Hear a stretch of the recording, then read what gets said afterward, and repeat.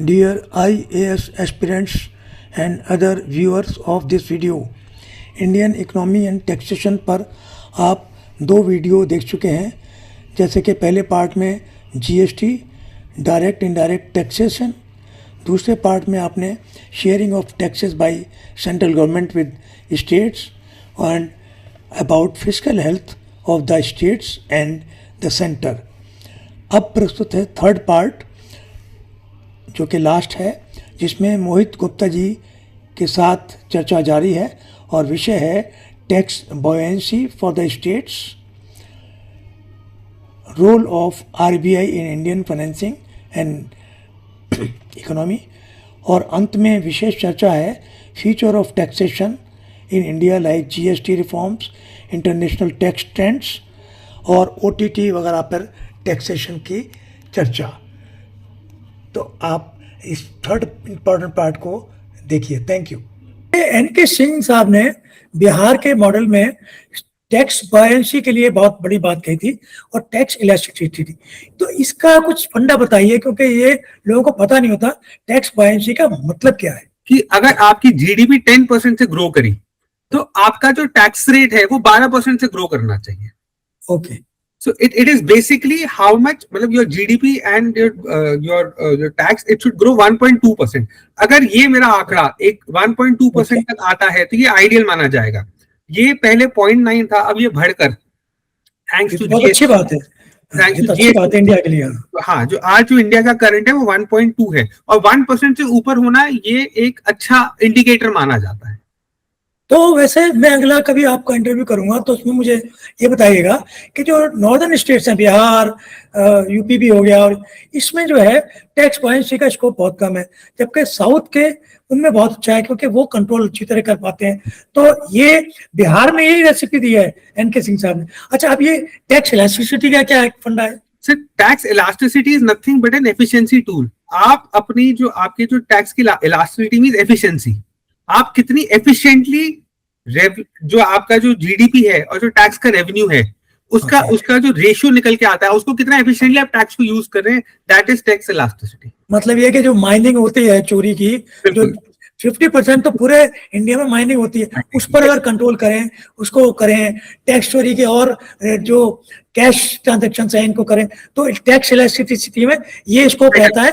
जैसे आपने एक और बताया, क्या जो डायरेक्ट टैक्स है, जैसे इनकम टैक्स पेयर हूं मैं, मेरा अगर जैसे कॉर्पोरेट टैक्स है आपने घटा दिया और इनकम टैक्स जो अमीरों के लिए थोड़ा बढ़ा दिया, तो टैक्स इलास्टिसिटी का यूज कर रहे हैं आप, तो क्या आप इसमें सजेस्ट करेंगे क्या करना चाहिए? जैसे जो इनडायरेक्ट टैक्सेस हैं उसमें स्कोप नहीं है, तो इसके बारे में कुछ बताएं। सर, जितना हम, जैसे ये आपने भी बिल्कुल सही एग्जांपल लिया कि हमने कॉर्पोरेट्स को जो टैक्स है वो दरें घटा दी और इंडिविजुअल्स की दरें, स्टार्टिंग का बेस तो हमने कम कर दिया, बट अगर आप 1 करोड़ से ऊपर, क्योंकि जो कंसेप्ट है रिच आर गेटिंग रिचर, तो government now wants to go after that rich और जो अफोर्ड कर सकते हैं, रादर देन पिनलाइजिंग दी आम आदमी। जो आपके इनडायरेक्ट टैक्सेस होते हैं सीधा कंज्यूमर की जेब पे बोझ डालते हैं, इसलिए वो जीएसटी की रेट्स को नहीं छेड़ सकते।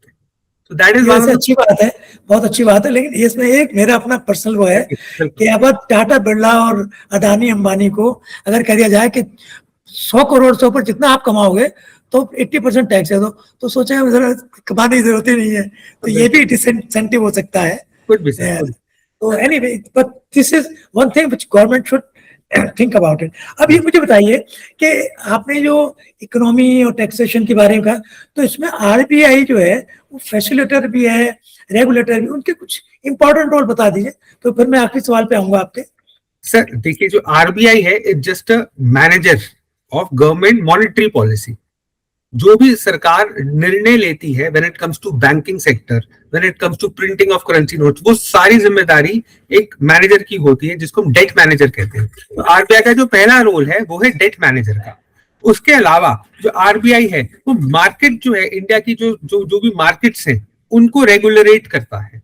आरबीआई गवर्नमेंट के लिए बॉन्ड इशू करता है, गवर्नमेंट की सिक्योरिटी, गवर्नमेंट जो सोने का रिजर्व है, जो हम जैसे कि आप जानते हैं कि gold is a safe haven, तो कितना खरीदना है, कितना बेचना है, कितना रिजर्व क्रिएट करके रखना है, क्योंकि जितना आपके देश में सोना होगा उतने ही आप करेंसी नोट्स प्रिंट कर सकते हैं। तो बैलेंसिंग बिटवीन ऑल दीज, तो ये सारा का सारा जो जिम्मेदारी आती है वो आरबीआई की आती है। प्लस आरबीआई जो है वो मॉनेटरी एफर्ट्स के साथ और जो बैंकिंग है आपके, चाहे गवर्नमेंट के बैंक्स हो गए चाहे वो हो गए, उन्हें भी लोन देता है। उनको भी जो देश की मॉनेटरी अर्थव्यवस्था है वो केवल और केवल आरबीआई ही के द्वारा ही संचालित होती है। Okay, that's good. तो अब मैं आखिरी पॉइंट पर अपने आता हूँ। ये 3 भागों में है, future of taxation in India, जो आपका पेट सब्जेक्ट है। चार्टर्ड अकाउंटेंट है हमारे मोहित जी, तो इनका इकोनॉमी में भी इतना बढ़िया इनका ज्ञान है, I am very much impress. लेकिन टैक्सेशन पे मैं पूछना चाहूंगा कि जो डायरेक्ट टैक्स कोड वाला, ये क्या फंडा है, कुछ बताइए। सर देखिए, जो डायरेक्ट टैक्स कोड है ये 2025 इनकम टैक्स एक्ट के द्वारा 1961 में इनकम टैक्स आया था। 60 साल बाद 2025 में एक्ट नया आ गया, और जो 1 अप्रैल 2026 से इफेक्टेड था। तो उन्होंने क्या किया, सरकार ने जो 60 साल पुराना एक्ट था, जो आज की तारीख में एक बोझ बन गया था, इतनी सारी अमेंडमेंट्स आई थी 60 सालों में, उसको हटाकर उन्हें एक नया एक्ट लिया है। तो पहले उसको हम कह रहे थे डायरेक्ट टैक्स कोड, अब उसका नाम बदल के उसे इनकम टैक्स एक्ट 2025 बोलने लगे। Okay okay. तो वही है कि सर वो कहते हैं ना कि रिश्ता वही सोच नहीं। तो इन्होंने केवल और केवल digital economy, ease of doing business और ईज ऑफ इंटरप्रिटेशन के कारण उस एक्ट को, जो 60 साल पुराना था, जिसमें 60 साल से इतने चेंजेस आ गए थे, उसको इजी और सिंप्लीफाई करने के लिए एक रीडेबल फॉर्मेट में, ताकि आम आदमी उसको समझ सके, उसको सिंप्लीफाई कर सके, तो उसको सिर्फ सिंप्लीफाई कर दिया, उसके अलावा कोई नया चेंज नहीं किया। क्या क्या मेजर्स लिए, जैसे कॉर्पोरेट टैक्स 22 से 20% कर रहे हैं, और कैपिटल गेन को डिफरेंट कैटेगरी में कम को, क्या क्या बताएं जरा। जैसे जैसे कि आप देखेंगे कि जो कैपिटल गेन है पहले 20% था, उसकी दरें घटा के 12.5 कर दी। लॉन्ग टर्म और शॉर्ट टर्म कैपिटल गेन होता है। लॉन्ग टर्म होता है कोई भी आप चीज 24 महीने तक अगर होल्ड करते हैं और 24 महीने के बाद बेचते हैं तो उसको long term asset, long term माना जाता है। और अगर आप 24 महीने से पहले बेच देते हैं तो उसे शॉर्ट टर्म कहा जाता है। तो जो भारत सरकार है, इन्हीं 2-3 साल के जो बजट्स आए थे, उन्हें ये रियलाइज हुआ कि जो लोग हैं कहीं ना कहीं हाई टैक्सेस से पीड़ित हैं, तो उन्होंने ये रैशनलाइज करके इन रेट्स को कम कर दिया। तो ये जो स्लैब्स हैं अभी जितने हैं, ये भी कम होने से असर पड़ेगा, और फिर एग्जेम्पशंस बहुत सारे हैं, तो उनको भी पर ध्यान देना चाहिए क्या? बिल्कुल सर, जो अभी न्यू रिजीम आई है, न्यू रिजीम में भारत सरकार ने बोल दिया कि अगर आप टैक्स में जो पहले आपको सब्सिडीज या एग्जेम्पशन मिलती थी वो मत लो, और आप कम रेट अब ले लो, या फिर आप अगर ये एग्जेम्पशन और डिडक्शन लेना चाहते हैं देन यू हैव टू पे 30% टैक्स। तो चॉइस आपकी है। अब उन्होंने ये दायित्व आपको दे दिया, you choose. Very good, very good. अब ये जीएसटी रिफॉर्म्स में आप क्या सजेस्ट करना चाहेंगे फ्यूचर टैक्सेशन इन इंडिया के बारे में? सर मेरा मानना ये है कि जो जीएसटी में जो 4 या 5 दरें हैं वो बहुत ज्यादा है, जो कंफ्यूजन क्रिएट करती है, उनको हटा के कम से कम दो जो रेट्स हैं उनको बहुत इजी कर दिया जाए, और जो क्लासिफिकेशन ऑफ सर्विसेज है उसको भी बहुत बंडल करके बहुत आसान कर दिया जाए। मेरा आने वाले दिनों में मानना ये है। और जो स्टेट की मांग रही है कि भाई जो हमारी एलोकेशन है वो थोड़ी और बढ़ाई जाए, तो I think these are the 2 GST. अब आप बता रहे हैं, लेकिन स्टेट को आप ये क्यों नहीं समझाते कि भाई ये जो पेट्रोलियम और अल्कोहल है, इस पर भी जो इसको भी जीएसटी में लाएं, तो इसमें क्यों नहीं लाते स्टेट लोग? सर ये बहुत बड़ा पॉलिटिकल विषय है। अच्छा, चलिए इसको छोड़ देते हैं, लेकिन ये आपके हिसाब से आना चाहिए इसमें। बिल्कुल बिल्कुल, मेरे हिसाब से ये जिस दिन आ गया वो उस दिन एक बहुत बड़ा रिफॉर्म हो जाएगा। Very good, very good. अच्छा, लॉन्ग टर्म में कुछ बताएं इसके बारे में, जीएसटी रिफॉर्म्स में। सर लॉन्ग टर्म में जैसा कि आप, जो जीएसटी की कलेक्शन आने वाले दिनों में बढ़ने वाली है, स्वाभाविक सी बात है, क्योंकि जो हमारा देश है कंजम्पशन की तरफ जा रहा है। आज जो पहले जो और आज में बड़ा फर्क आ गया। भारत को लोग एक मार्केट की नजर से देखते हैं, तो कहीं ना कहीं जीएसटी के जो नंबर्स हैं आने वाले दिनों में बढ़ने नजर आते रहेंगे आपको। तो अगर हम उसको रैशनलाइज कर दे, रेट को जो 28% या 18% है उसको रैशनलाइज करके कम करे, तो जो आम आदमी है उसको भी एक रिलीफ मिलेगा, प्लस गवर्नमेंट को भी एक मौका मिलेगा कि वो रेट्स को थोड़ा कॉम्पिटिटिव ला सके। ये बड़ी अच्छी बात बता रहे हैं आप मोहित जी। देखिए, मैं टूरिज्म एडवाइजर भी हूँ भारत सरकार के काउंसिल में। उसमें हमारे जो होटल में जो टोटल टैक्सेस हैं वो करीब 20 से 22% से भी ऊपर आ जाते हैं। और देशों में जहाँ जो टूरिज्म फ्रेंडली कंट्रीज है उसमें जो होटल में जो टोटल मिला के टैक्सेस है 15 से 16% है। तो ये भी कम होना, तब ये भी कम हो सकता है, क्योंकि अगर लेकिन हमारी कंप्लायंस भी पूरी होनी चाहिए। पता लगा टैक्स की चोरी भी हो रही है और रेट भी ज्यादा कर रहे हैं कि जो पैसा दे रहा है टैक्स वो तो उसको तो गर्दन पकड़ रखी है और जो चोरी करके भाग रहा है उसको छोड़ रहे हैं। तो अब क्या है, जो पकड़ा हुआ है जिसको उसको थोड़ा सा रिलीफ दें और जो भाग रहा है टैक्स से उसको। That's very good point. अब आप इंटरनेशनल टैक्स ट्रेंड्स में क्या कहना चाहेंगे? इंटरनेशनल टैक्स जो आज हमें एक कॉम्पिटिटिव वर्ल्ड में रह रहे हैं, अगर भारत में जैसा कि आप जानते हैं कि जो रेट्स हैं, जो टैक्स के रेट्स हैं वो बहुत ज्यादा है।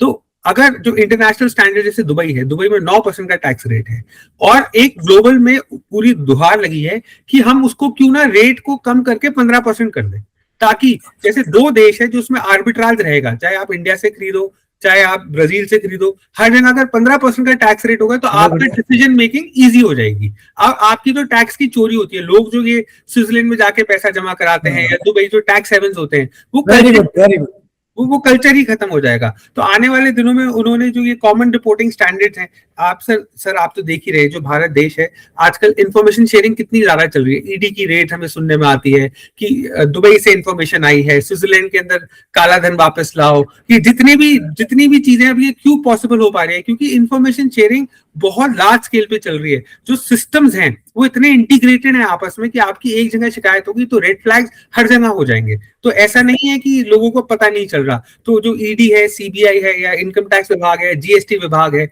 ये सारे के सारे आजकल लाइंड और ये इंफॉर्मेशन शेयरिंग में और डिजिटल टैक्स के बारे में आपने क्या बताया है कि इंटरनेशनल ट्रेंड के हिसाब से? सर डिजिटल टैक्स जो है वो अब जो नया बजट आया था 2025 के अंदर, उसमें पहले 6% हुआ करता था। भारत सरकार ने 6% डिजिटल टैक्स लगाया था, जिसको घटा के 2 किया, 2 से हटा के उसे अबॉलिश ही कर दिया। तो हटा के पहले 6 से 2% किया, अब 2% के बाद उसको 2026 1 अप्रैल 2026 में अबॉलिश कर दिया डिजिटल टैक्स को। ये क्या टैक्स है, किसको देना पड़ता था ये? इसमें ये था कि अगर आप इंडिया में डिजिटली, जैसे नेटफ्लिक्स हो गया, नेटफ्लिक्स सब्सक्राइबर बेस काम करता है, नेटफ्लिक्स का कोई ऑफिस इंडिया में नहीं है, वो बाहर से बैठ के इंडिया में अपनी मार्केट बना रहा है। तो जस्ट टू डिस्करेज दैट कि भाई आप इंडिया में रहे, या तो आप इंडिया आओ, इंडिया में कंपनी बनाओ और काम करो, आप इंडिया से बाहर बैठ के काम कर रहे हो और इंडिया की मार्केट को यूज कर रहे हो और इंडिया में आप टैक्स भी नहीं दे रहे। तो भारत सरकार ये डिजिटल टैक्स का कंसेप्ट लाई थी। उन्होंने बोला अगर आप हमारे रिसोर्सेज या आप भारत को एक मार्केट मानते हो तो आपको भारत में टैक्स देना पड़े। तो प्री एग्जाम्प्ट क्यों होना चाहिए? ये इसमें ई कॉमर्स भी शामिल है? इसमें ई कॉमर्स वालों ने ये दुहाई लगाई थी कि to make it more competitive. अच्छा, आप ये सर एक अपने में बहुत बड़ा विषय है। अगर आप कभी इंटरनेशनल टैक्स पे डिबेट रखेंगे तो मैं उसको बहुत विस्तार से समझा पाऊंगा, केवल समय की पाबंदी के कारण मैं इसको बहुत इलैबोरेट नहीं कर पाऊंगा। अच्छा, ये बताएं, लास्ट में मेरा लास्ट क्वेश्चन है, ये कॉमन रिपोर्टिंग स्टैंडर्ड वाला जो ट्रेंड इंटरनेशनल उसमें वो है क्या? सर बेसिकली क्या होता है कॉमन रिपोर्टिंग स्टैंडर्ड, एक कंसेप्ट आया सीबीसीआर का और ओईसीडी पिलर 2 का। उसमें क्या होता है कि जितने भी देश मेंबर स्टेट्स हैं, 156 कंट्रीज है पूरे विश्व में जो इससे लाइंड है, वो क्या करती हैं, जैसे कोई भी इंफॉर्मेशन आपको चाहिए तो आप उनकी कंट्री के जुरिडिक्शन में भेजिए, चिट्ठी लिख के आपको इन्फॉर्मेशन मिल जाएगी। या कुछ चीजें ऐसी होती है कि अगर आपने 1000 करोड़ रुपए इंडिया से बाहर फलाने अकाउंट में भेजा तो आपको पता नहीं चलेगा, बट आपके हिंदुस्तान की सरकार के पास ऑटोमेटिकली इंफॉर्मेशन आ जाएगी कि ये ट्रांजैक्शन हो रही है, इतने अमाउंट की हो रही है और इस अकाउंट से इस अकाउंट में हो रही है। Thank you very much Mohit ji. तो सारे दर्शकों से मैं रिक्वेस्ट करूंगा कि पहली बात तो इन्होंने बड़ा अच्छा ये जो बोला है, इसमें इन्होंने स्लाइड्स भी बनाई हैं जो हमारे जो सोशल बस की टीम है उसको इम्प्रूव करेगी और ग्राफिक्स भी लाएगी। तो आपको बहुत सी चीज़ें हैं, ये क्योंकि टाइम पीरियड हम कम रखना चाहते थे, बहुत सी चीज़ें इन्होंने मुझे बताई हैं जो स्लाइड्स में हम आपको दे रहे हैं, तो एक तो वो हो जाएगी। मैं चाहूँगा आप मोहित जी का भी और हमारा ईमेल आईडी ले लें और इनको भी क्वेश्चन करें, जो भी आपके सवाल हैं तो ये जवाब देंगे।